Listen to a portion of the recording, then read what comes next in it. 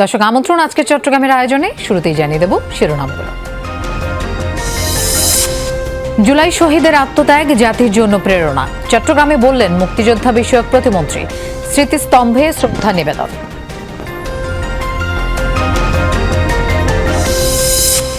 নতুন করে ভারী বৃষ্টি না হওয়ায় চট্টগ্রাম সহ 5 জেলার বন্যা পরিস্থিতির উন্নতি, ঘুরে দাঁড়ানোর লড়াই ক্ষতিগ্রস্তদের। বাজার সাজার করতে পারি এখন আছে। নবঘোষিত ফটিকছড়ি উত্তর উপজেলার সদর দফতর যৌক্তিক স্থানে স্থাপনের দাবিতে সকাল সন্ধ্যা হরতাল পালন, 3টি ইউনিয়নের জনজীবনে স্থবিরতা। আমাদেরকে উত্তরে নিয়ে যাচ্ছে, আমরা নাগরিক অধিকার থেকে বঞ্চিত হব। দপ্তর কেন্দ্রিক ফটিকছড়ি উত্তর কোন অবস্থায় আমরা মেনে নেব না।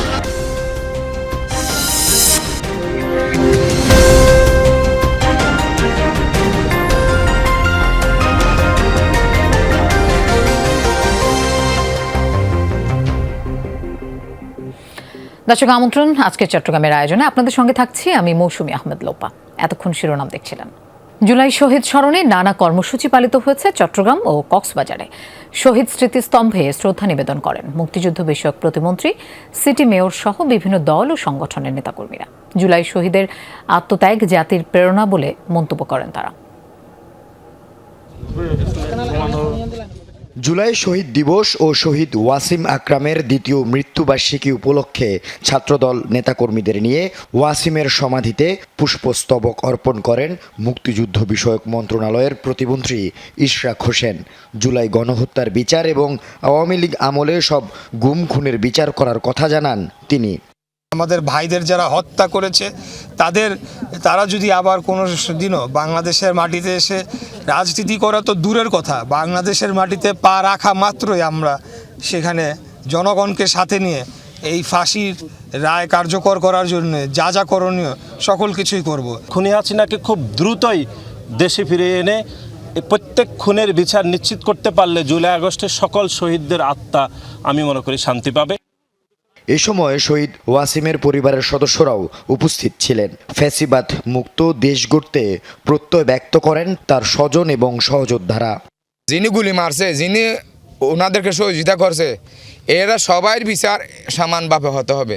যিনি গুলি মারছে এদের বিচার করে আমরা শান্ত হব না। 24শে জুলাই আন্দোলনকে বেগবান করার ক্ষেত্রে শহীদ ওয়াসিমের যে ভূমিকা সারা বাংলাদেশে সেটা দৃশ্যমান হয়েছে। যে ওয়াসিমকে যারা হত্যা করেছে তাদের জন্য বিচারের আওতায় এনে তাদের শাস্তি নিশ্চিত করা হয়। শহীদ ওয়াসিম আকরাম আমাদের শিখিয়ে গেছে কিভাবে আন্দোলন করতে হয়, কিভাবে ফ্যাসিবাদ বিরোধী আন্দোলনে লড়াই করতে করতে নিজের প্রাণ বিলিয়ে দিতে হয়। 2024 সালের 16 জুলাই কোটা সংস্কার আন্দোলনে চট্টগ্রামের 16 শহরে গুলিতে নিহত হন চট্টগ্রাম কলেজ ছাত্রদল নেতা ওয়াসিম আকরাম।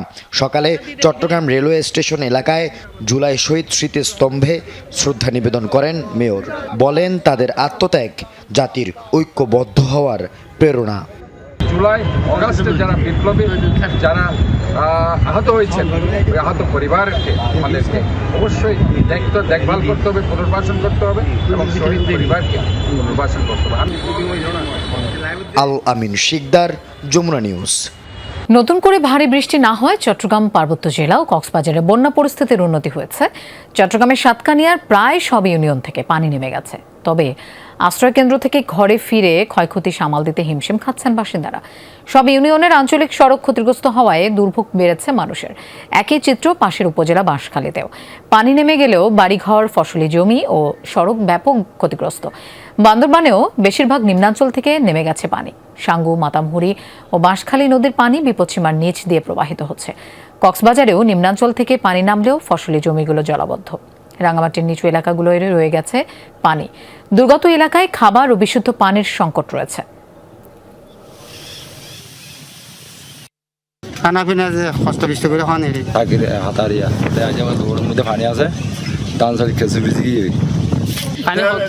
বাজার সাজার করতে পারি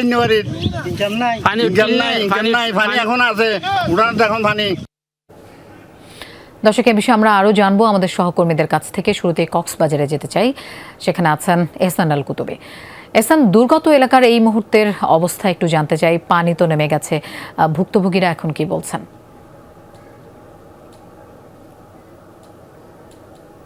লোপা কথায় আছে, নদী কুল ভাঙে খুল গড়ে।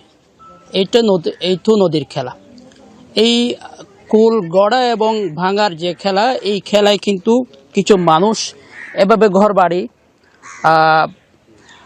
হারা হয়ে যায়। এই যে আপনি নিশ্চয়ই দেখতে পাচ্ছেন আমার ক্যামেরায় যেটা দেখা যাচ্ছে, একটা দ্বিতলা বাড়ি। এই বাড়িটি এবারের যে ভয়াবহ বন্যা হয়েছে কক্সবাজারের চকরিয়া অঞ্চলে। আমি এই মুহূর্তে আছি চকরিয়ার পৌরসভার ৮ নম্বর ওয়ার্ডের কুচপাড়া এলাকায়। আপনি নিশ্চয়ই এই বাড়িঘরগুলো দেখতে পাচ্ছেন। এভাবে কিন্তু যেই বেড়িবাঁধের পার্শ্ববর্তী যে বাড়িগুলো আছে, বেশ কিছু বাড়ি এভাবে কিন্তু নদীতে বিলীন হয়ে যাচ্ছে। যে কোনো মুহূর্তে আবার যদি বৃষ্টি হয়, আবার যদি বাড়ি বর্ষণ হয়, আবার যদি পানিতে থই যখন এই নদীর পাশ দিয়ে যখন নদী যখন আবারও ভরপুর হবে পানিতে, তখন কিন্তু এই বাড়িগুলো আবারও ভেঙে যাবে। এবং এভাবেই আজকে নতুন নয়, অনেক বছর ধরেই এভাবে নদী কূলবর্তী মানুষগুলো যুদ্ধ করে আসছে, সংগ্রাম করে আসছে। বেঁচে থাকার লড়াই তাদের শেষ হচ্ছে না। তাদের একমাত্র চাওয়া হচ্ছে এই এলাকায় একটি টেকসই বেড়িবাঁধ, যেই বাঁধটি যদি হয়ে যায়, তখন কিন্তু এই কক্সবাজারের চকরিয়ার পৌর শহরটি রক্ষা পাবে। এই পৌর শহরটি রক্ষা করার জন্য অবশ্যই একটি টেকসই বাঁধ দরকার। এটি যেহেতু সালাউদ্দিন আহমেদ স্বরাষ্ট্রমন্ত্রী মহোদয়ের এলাকা, তারা মন্ত্রী মহোদয়ের দৃষ্টি আকর্ষণ করেছেন। এবং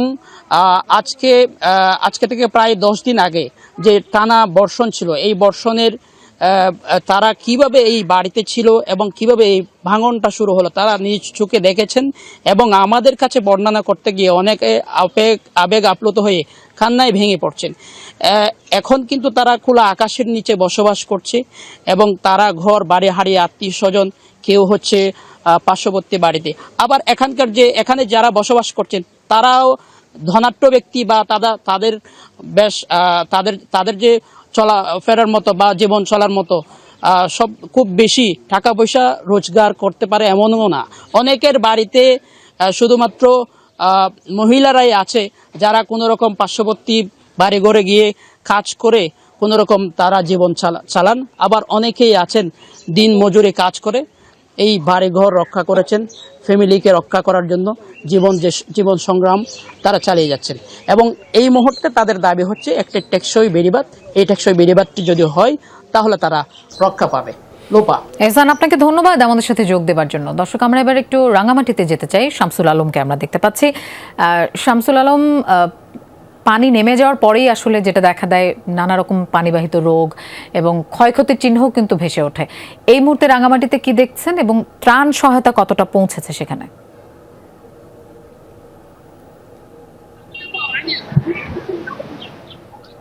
ঠিকই বলেছেন যে গত 8 দিনের প্রবল বর্ষণের কারণে কিন্তু রাঙ্গামাটির এই পুরো জেলার এমন কোনো উপজেলা বা ইউনিয়ন নেই বা কোনো গ্রাম নেই যেখানে এই বন্যা এবং পাহাড় ধসের ক্ষত চিহ্ন নেই।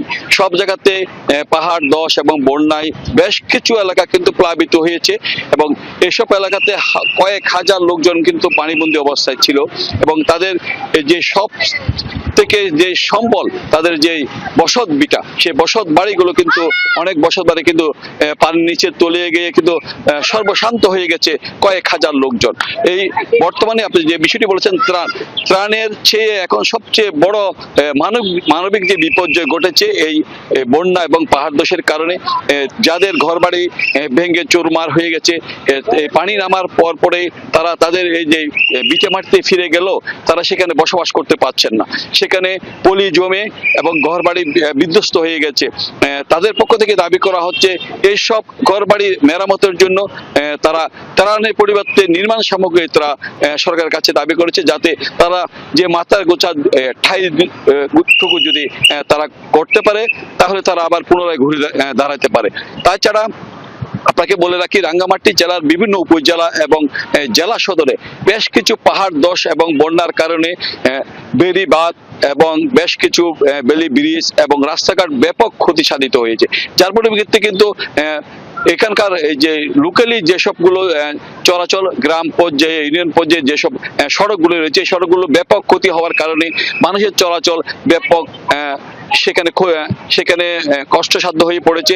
সেজন্য তাদের পক্ষ থেকে দাবি করা হচ্ছে যেসব এলাকাগুলোতে বন্যা কবলিত এলাকাগুলো রয়েছে সেখানে যেসব রাস্তাঘাটগুলো ধসে গিয়েছে এবং ক্ষতিগ্রস্ত হয়েছে সেসব রাস্তাঘাটগুলো যাতে মেরামত করা হয় এবং পাশাপাশি যে রাঙ্গামাটি জেলার নিম্ন অঞ্চলগুলো রয়েছে বিশেষ করে বাগাইছড়ি এবং ফারুয়া, বরকল, জুরাছড়ি, বিলাইছড়ি এসব এলাকাতে আশ্রয় কেন্দ্র, ঘূর্ণিঝড় আশ্রয় কেন্দ্র গড়ে তোলার জন্য সরকারের পক্ষ থেকে এই ধরনের দাবি উঠেছে এলাকার বাজির পক্ষ থেকে। এই ছিল উপর রাঙ্গামাটি থেকে আমার কাছে সর্বশেষ। শামসুল, আপনাকেও ধন্যবাদ আমাদের সাথে যোগ দেওয়ার জন্য। চট্টগ্রামের বোয়ালখালীতে লবণ কারখানায় বিস্ফোরণ ও আগুনে দগ্ধ হয়েছেন 10 শ্রমিক। তাদের মধ্যে 8 জনের অবস্থা আশঙ্কাজনক। হাসপাতালে স্বজনদের আহাজারিতে ভারী হয়ে ওঠে পরিবেশ। ঘটনার সুষ্ঠু তদন্ত ও ক্ষতিপূরণের দাবি জানান তারা।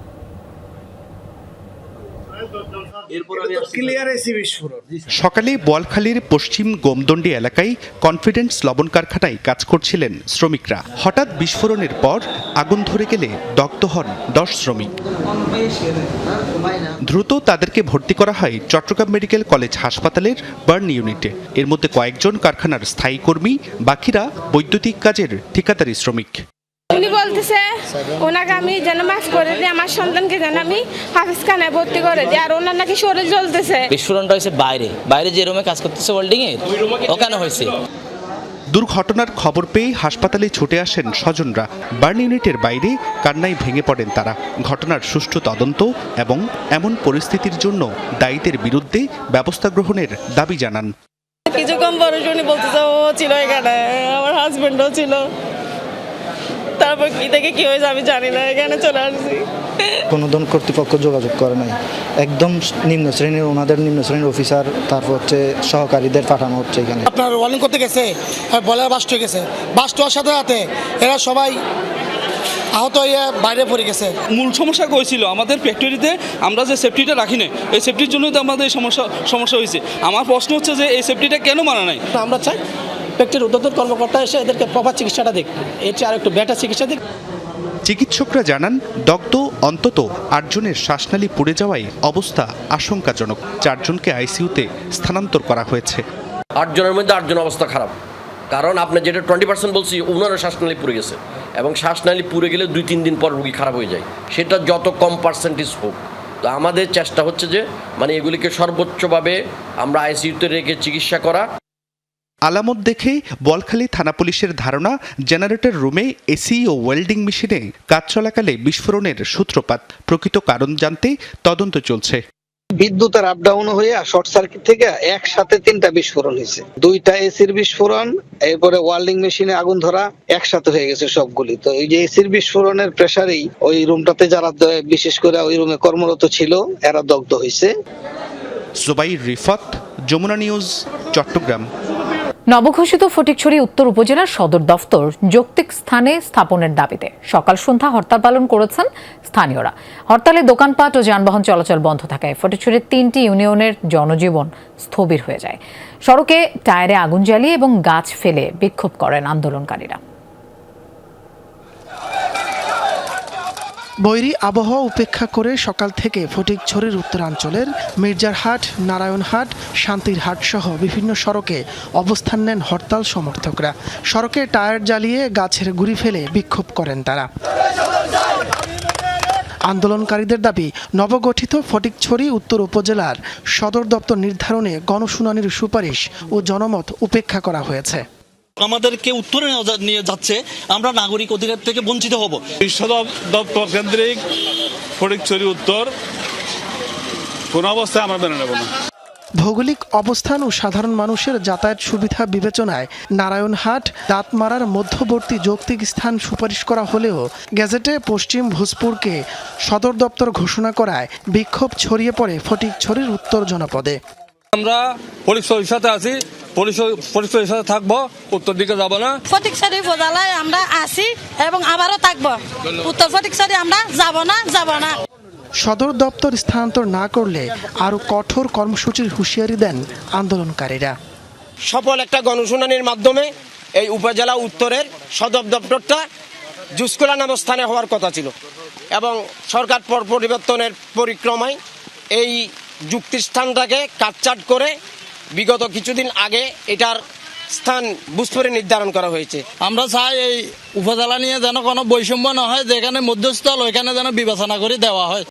অপ্রীতিকর ঘটনা রোধে হরতাল চলাকালে জোরদার করা হয় পুলিশি নিরাপত্তা।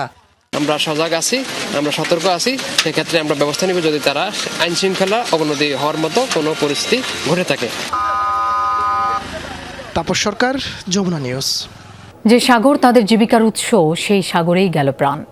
কক্সবাজারে ফিশিং ট্রলার ডুবে মারা যাওয়া 5 জনের মধ্যে 3 জন একই গ্রামের। সবাই ছিলেন পরিবারের একমাত্র উপার্জনক্ষম। তাদের পরিবারে চলছে আহাজারি।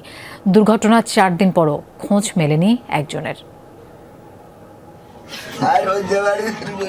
কক্সবাজারের বড়ঘোপ আমজারখালীর ষাটোর্ধ্ব শামসুল আলম একসময় সাগরে মাছ ধরে ও দিনমজুরি করে সংসার চালাতেন। কয়েক বছর ধরে জটিল রোগে আক্রান্ত হওয়ার পর পরিবারের একমাত্র ভরসা 18 বছর বয়সী ছেলে শাহরিয়ার নাফিস আলম। গত সোমবার ট্রলার ডুবে ছেলের মৃত্যুতে পুরো পরিবার দিশেহারা। এনজিও থেকে নেওয়া ঋণ শোধ নিয়েও দুশ্চিন্তায়। মাছ দোয়ান ভাড়া তুনে না আল্লাহ মা আল্লাহ হন খাইব নাস্তা হন উপর লইয়ে রাখতো তবু 3 কিলো নিদি। একই ট্রলারে ছিলেন আব্দুল করিমও। স্ট্রোকের পর প্যারালাইসিসে আক্রান্ত বাবারও দেখভাল করতেন তিনি। এই 2 পরিবারের 2 উপার্জনক্ষম সন্তান হারানোর বেদনা ছুঁয়ে গেছে প্রতিবেশীদেরও।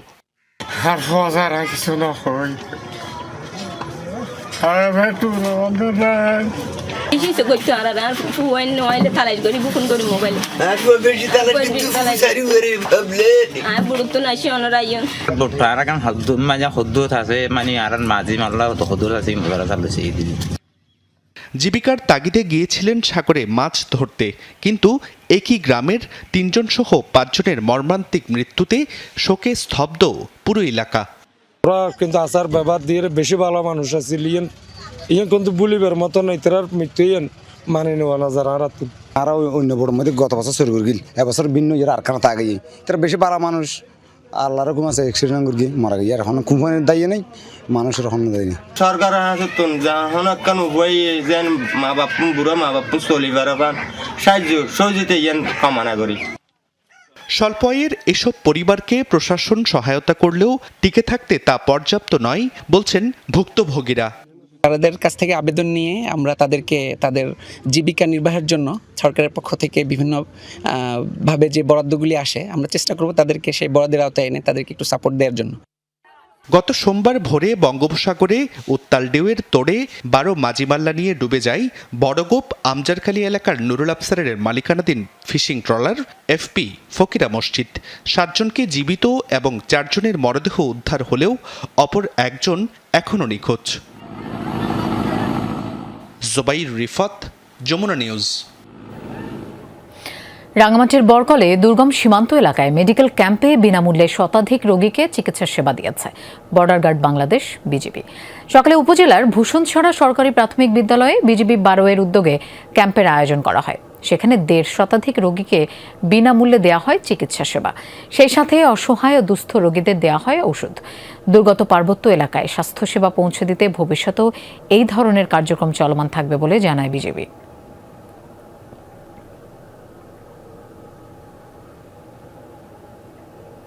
দর্শক, এই ছিল আজকের চট্টগ্রামের আয়োজনের। এতক্ষণ সাথে থাকার জন্য ধন্যবাদ সবাইকে।